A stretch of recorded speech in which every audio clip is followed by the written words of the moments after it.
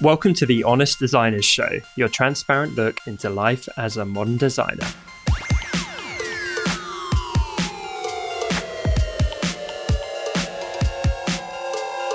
My name's Tom Ross and I'm the founder at designcuts.com, and this week I'm joined by my fellow Brit and hand lettering expert Ian Barnard and the incredibly lovely and talented South African illustrator Lisa Glanz.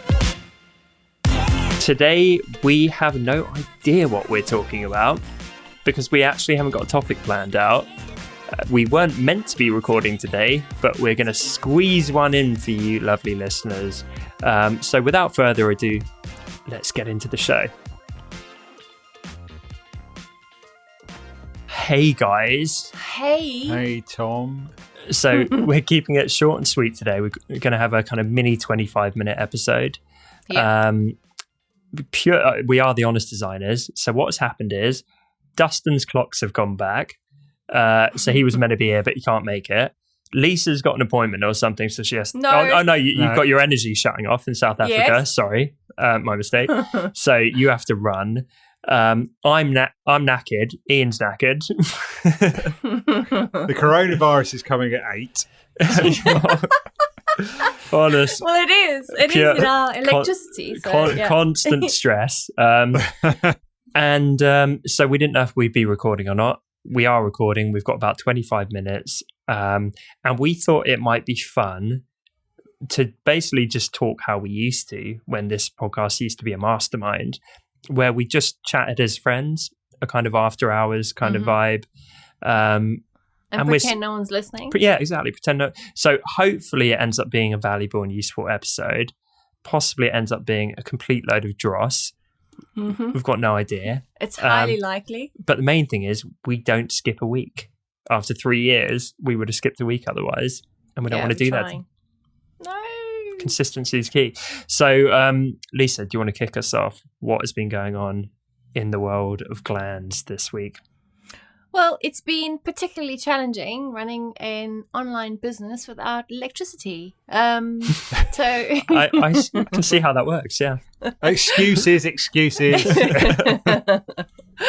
I've got to be honest, I actually don't, like, if I had client work, I don't know how I'd pull it off because, yeah, I don't know how other designers are doing it in this country that actually have clients demanding work. So I feel for you guys. I really do. But it's been, I mean, yesterday we were off for 3.5 hours at a time. I mean, imagine that, 3.5 hours that, like, during the day, and it goes off 3 times a day. So for 2.5 hours, 3 times a day, you have no electricity. So it's very difficult. Like, so you get behind everything, and and then when you do have the power on for those 2 hours, you're like running around like a headless chicken. So it hasn't been very pleasant, and yeah, that's my moan for the evening. No, it sucks. I mean, can you charge your iPad up and then just do some drawing on that? I mean, look, obviously I try and do what I can in that downtime. So I'm obviously drawing when I can. I'm busy recording my new Skillshare class, so I try and like make sure I've got that set up in the meantime. But the downside is, and I have to apologize really ahead of the time to all my students, is while I'm recording, because there are generators everywhere, there's nothing I can do about it. I have to have that in the background. So, like, you try and win some, and then, there's issues in that regard. But, just trying to do the best you can, basically, under the circumstances. And, yeah, it's a little stressful. Right. And you try not to kill your partner in the process because he's also dealing with stuff. And, the smallest things can really set you off. Like, our battery in our garage door has gone flat. So when there's no power, we can't get in and out. And so you're stuck. You can't get your car out. So then... When you just said about small things setting you off, I feel the same, where it's like an accumulation of little and big stresses. And right now, I feel like I'm on a knife's edge, where just the smallest thing is just going to make me lose my mind. Yeah. So what do you do when you feel like that, Tom? What are your downtime kind of I think we probably all need to have a bit of fun and have a rest, in truth. But I mean, Ian joked about the coronavirus. that is like increasingly quite scary. I didn't know if we were going to touch on it in this podcast, but it's like everywhere you look, I've got into the habit of checking my phone every morning and evening to see updates on it, which is great, right before you try and sleep. And so how many times are you washing your hands? Yeah, like I've become so over the top with that. And we obviously share an office with the wider corporate that we're attached to. So they've got all these strict policies. If anyone's like remotely sick or got a sniffly nose, they have to work from home. Clients are getting vetted coming in. And it's just the start. It's forecast to get a whole lot worse. And that's not to incite panic. Most people are thankfully going to be absolutely fine. But I was sharing with you guys before this call, like a bunch of travel plans have been disrupted. I probably won't be able to go to Creative South, which I love. Literally, I went last year, one of the greatest experiences of my life. Like I've been looking forward to it for the last year. It did tremendous things for our business in terms of networking and opportunities. I just loved it. Probably won't happen now. And so, it affects everyone, but definitely there's a lot of designers out there. And again, I'm very firmly against panic, but I think it's just kind of being vigilant. A lot of people think we're really teetering on a potential like world recession, and we're overdue one in general because the market's been frothy for way too long. And something like this, there's already quite a few people going out of business. I have friends and people I know who work for travel companies that are screwed. And of course, a lot of this has knock-on effects for designers where, guess what? In this kind of state of affairs, people aren't rushing to get a new logo and so on. No. And so, again, not trying to be all doom and gloom, but it's like, what can you do proactively? It's like, well, you might have to work a bit harder to land the work compared to when everyone's throwing money about. You probably should be auditing your costs. You should be looking to save money where you can and so on. I don't know. What do you guys think? I think it's a good opportunity to set up that side income if you haven't already, because for me, because I don't take on client work, it means that I haven't got that worry about whether they're going to spend the money or not. I've got, my income comes from whether people are going to spend, $19 on a product, which is more likely than so there's quite a difference between how much the client's going to spend and a customer is going to spend.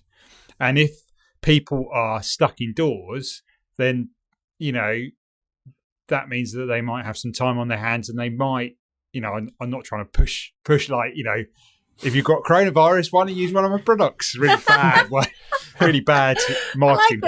You might need a creative outlet. But people are stuck indoors and they might be like, what am I going to do with this? I've got to stay indoors for 2 weeks. What am I going to do? They, might end up, I've got my iPad. I'm going to go and get some brushes or whatever for it.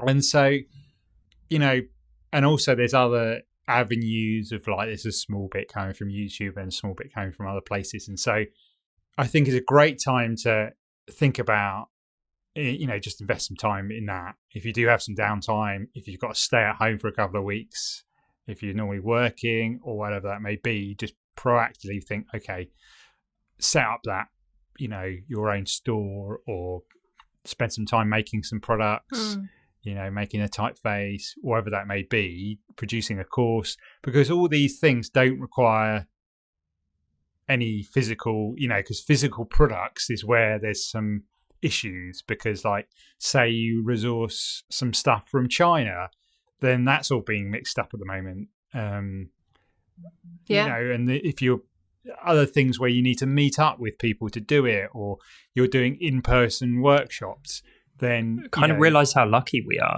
Yeah, definitely. And most people listening to this show don't fall into those categories that you just described, and if they do, many of them have diversified incomes. But there's a lot of people that literally will not have a lot of options here with where they can go, and the fact that most of us can work online and remotely and so on is such a gift, honestly. Yeah. No, it is. And you feel very blessed because it's like, you know, a lot of people, like you say, a lot of businesses, and I'm sure, you know, it might affect the design businesses as well, especially if people have to work from home. If they're working for something, or a lot of their thing is meeting up with clients, or, you know, having meetings with clients. And if it can't happen, you know, then that is really hard on the cash flow, on how much you think you're going to earn and stuff like that. So I think it's, you know, use it as a positive, even though it can seem quite negative, just to sort of like, okay, I'm going to set up a YouTube channel and do a week, you know, 2 weeks of stockpiling videos I can then push out for, you know, every week for the next few months or something like that. So it's definitely trying to, you know, because it can look, or, you know, can look terrible from the outset, but think about, you know, turn it around. Okay, what can I do with this time? I think it's worth saying as well. I said at the start, this is literally us chatting as friends, and you, the lovely listener, being a fly on the wall. This is the kind of stuff where we will chat about it as mates, and so I definitely not advocating panic. As I said before, I'm not saying run to your local supermarket and buy up all the bloody toilet roll, which everyone seems to be doing. Of all the things to be thinking of it, yeah. And also, I don't want to minimize it because, you know, people are out there dying. And it's really, really terrible, and it's really scary. And our thoughts are, you know, are with everyone that's being affected. Absolutely. And I think these kind of situations as a human being, just living a life, is a good time to reflect of how vulnerable things really are. Like, you know, we often forget that things are not set in stone, and how little control we actually have about a lot of stuff in our life. And I guess it's just another way to, I mean, you know, if I could just shift gears slightly and focus perhaps more from a spiritual point of view, it gives us an opportunity to kind of look at it more as a thing that we can't always control everything, and we have to often just go with the flow and do the best we can. And I think that if you do focus on that, I guess your panic subsides more. You know, like you don't feel so panicked because there's nothing really you can do about it. Obviously, there's certain things you can, like take precaution and have like a backup plan and have a bit of savings or whatever. But ultimately, we can't really control, like, whether your boss fires you, whether there's a coronavirus, or whether the markets go to hell in a bucket, you know? Yeah. So, yeah, it's a good thing to have those conversations in your mind all the time and not just wait for these disasters, I guess. I think it's about perspective, because often our noses are to the ground and we're just hearing all the panic talk, when in actual fact, you need to take 2 steps back and really, you know, as you said, put it into perspective. What really counts? What really matters? What do you still have? I mean, there's so many books out there, both fiction, non-fiction, about this topic, and I think it's a quest, I guess, as a human being, to find a way to always have that perspective, because it puts things into place, doesn't it? And it does. Yeah. So this is one of the less designy chats we've had. I'm kind of thanks to the corona. You like at the beginning, you go, "Oh, we're gonna have some fun, you know, funny chats." You're like, "Oh, we could all go out of business." Yeah, talk of recession. I think a little bit that's where a lot of people's heads are at, though. Unfortunately. What else is going on? Is there anything else going on in the world of Ian that's less bleak? Less bleak. That's not good that we have to think so hard. Oh goodness. It's easy to like focus on negative things. For me, it's mostly trying to. It's like focusing on just the fact I get to the end of the day and I realise I haven't done anything. And I'm like, what have I actually done with my day? I hate those days. Actually, I'm trying to use this process. A friend was telling me about from a book, and I can't remember what the book is. But what it's about is, one, emptying your mind of things you need to do, because your mind can only hold on to your brain, your mind can only hold on to a few things at a time, so you won't be able to remember everything you're trying to remember. So having like a notes app or a notebook where you write down, as soon as it comes into your head, put it down, forget about it because it's written down, it's stored. And then, you organize it later on when you have some time. And then once you have those items, you break them down into what's the next step I can do, rather than focusing on, like, for me, it's like, okay, I need to do a YouTube video. That's not the next step. The next step is what's the idea? And then it's writing the script, and then it's setting up the camera, then it's filming, filming myself, editing, so breaking it down into smaller chunks so that you can get started. So and that sort of works with everything, not just in design for life, about because like you realize that there's these things around, like your house, if you've got a home or rent a home and there's jobs you need to do, you always go past something and you're like, I must do that, and then you go off and you forget about it. And then what you need to do is work out, well, why aren't you doing that? What's the next step? Obviously you've got, like, fix that light bulb or whatever it is. For me, if it doesn't get scheduled, it doesn't get done. Yeah, and so the intent alone is not enough. Yeah, so like, I'll go, that light bulb is gone, I need to get a new light bulb. The first thing you need to do is write it on your shopping list that you need a light bulb, and then go out and get the light bulb, bring the light bulb back. And so there's all these stages. But if you break it down, it makes your mind easier to get those things done and get to your goal, even if it is a simple task around the house. So I'm trying to do that, and like I've been using like Trello boards, and I've tried to... Please tell me you've got a Trello board being like, change the light bulb. yeah. And so that's one thing. I've got a similar little thing I do with notes on my phone. And I'm so bad, like you described, Ian, I can't do stuff unless it goes in a note or a little project bit or whatever, because I just forget. So I've got one called Romance, and it's when I think of nice ideas for my partner. Oh, that is so sweet. It'll be a lot sweeter if I actually got most of them done, and then it just set on my phone. You were like you get your phone and go, wait a minute. Love you. You look lovely today. Yeah. Dear love of my good. life. Yeah. Yeah. But it's a reality, isn't it? We have to make notes about things like that. That's why when we laughed about the scheduling of sex, I think it's a reality. Oh, goodness. Yeah, but for goodness sake, definitely scheduling your romantic comments before the schedule of sex. It's really going to open the door there for you. Yeah. Good tip there, Tom. Thanks. Oh goodness. Yeah, so I'm kind of also trying to do that, Ian.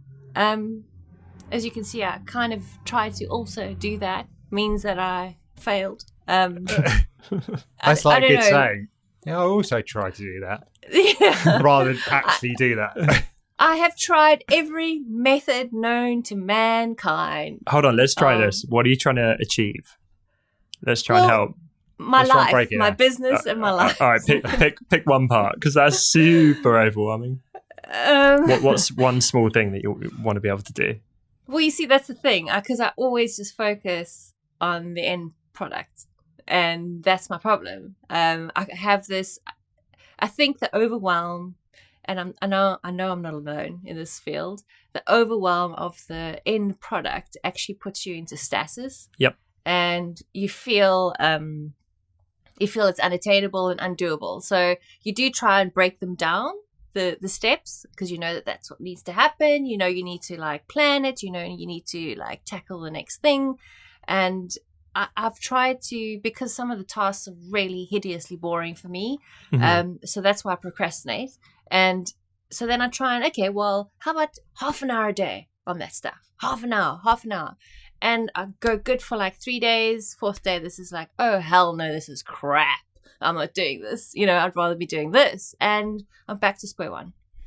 So how do you maintain your path? How do you stick to this broken down step thing?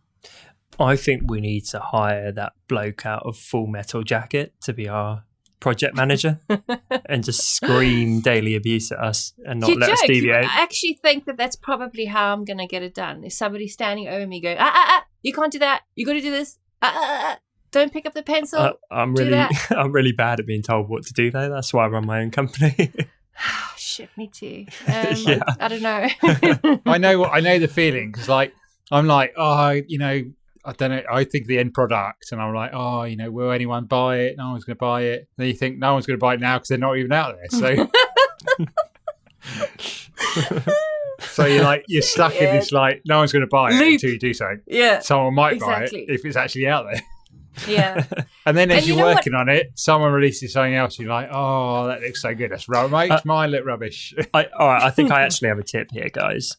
Yes. So I'm listening. I've had 2 times in the last few months where I have released something that I know is going to be very high impact for my business and my personal brand. So a few months ago now, I released the niching guide, which Ian, Yes, I saw that. you very kindly reshared. Lisa, I don't think you did, but I still like you anyway. And I knew it would be good because it's getting more people signing up for my newsletter. And ever since I actually think I did share it. Did you? Oh no, Sorry, I was only I think teasing so. you. I had to get Lisa I think teasing. I did. Well, then Carry on. I adore Sorry. you more than ever, then Lisa. But yeah, I just knew for months and months and months, I need to be doing this thing. It's going to help grow my newsletter. And now I've got a very engaged newsletter. It's over 2,000 people and, it's growing fast. And I still haven't pushed it as much as I know I should. And for months, it was hanging in the air and it was stressing me out. And I kept thinking, I need to do it this week. I need to do it today. And then it's like, no, it's going to end up being tomorrow. The only way to fit stuff in is by stopping other stuff that you're doing. Yes. And so the only way I got it done was I put virtually every other task with my personal brand on pause. Like for a whole week, I did some incredibly crappy Instagram posts in advance.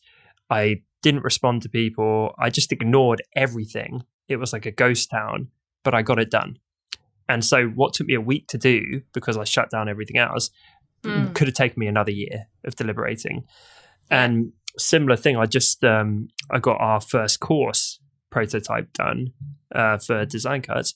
I only got that done by doing it when I was away on holiday because I was away from the day-to-day chaos. And so that's all I did. And so I did that for 3 hours a day.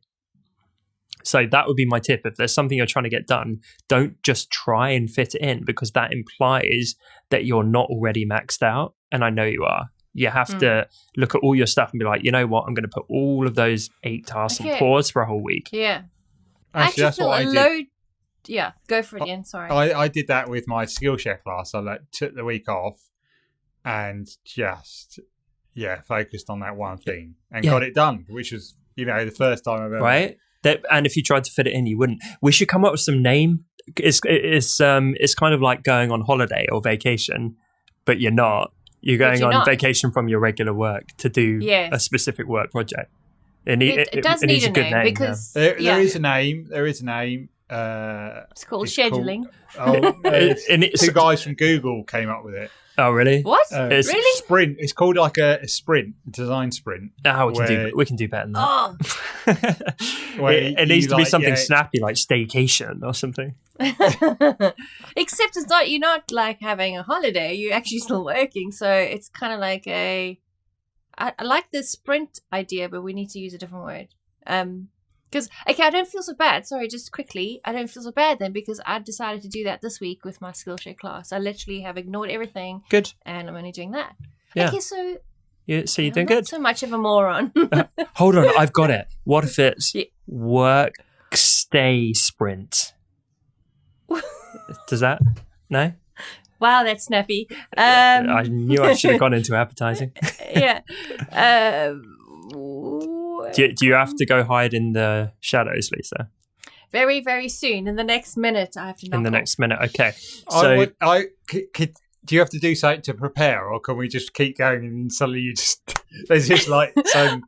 Basically, I have to shut down and then run around turning gas on and lights. Oh my God. Like battery. we might have to call it there in that case, but This has been a unusual episode by all accounts. I actually enjoyed that. Can yeah. we do it again? let us know in the reviews, unless you didn't like it, in which case then don't share. But